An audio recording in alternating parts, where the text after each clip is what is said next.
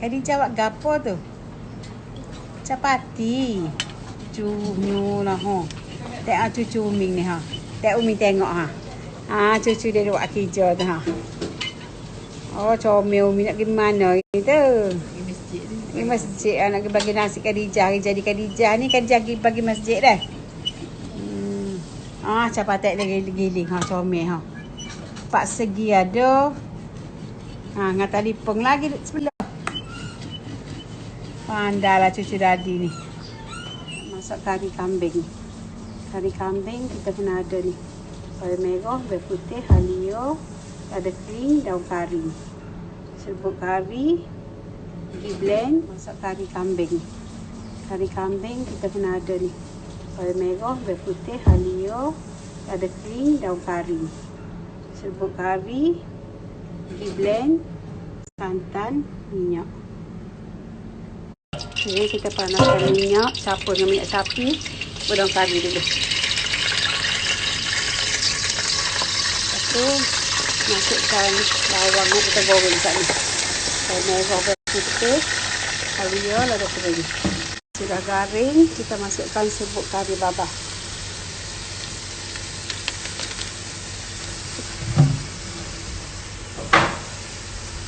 Masukkan air sedikit. Kacang. Tengok dulu cukup ke tak. Lepas tu kita tunggu biar lama dulu. Biar dia molek dulu. Poku molek baru kita masukkan santan. Masukkan santan.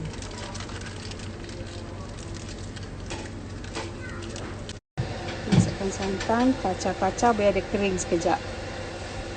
Buat apa hari ini? Buat apa, Mi? Capati. Khadijah, tengok Umi buat capati. Tengok. Dia buat dia kan. Mana yang Khadijah punya? Tak. Tengok bekas roti Umi comel ha. Cantik Khadijah. Wow. Apa Khadijah buka?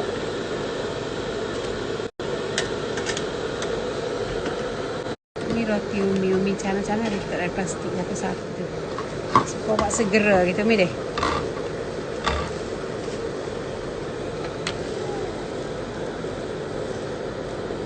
Tengok dapur Umi pun comel ha. Saya beli ke dapur kecil gini.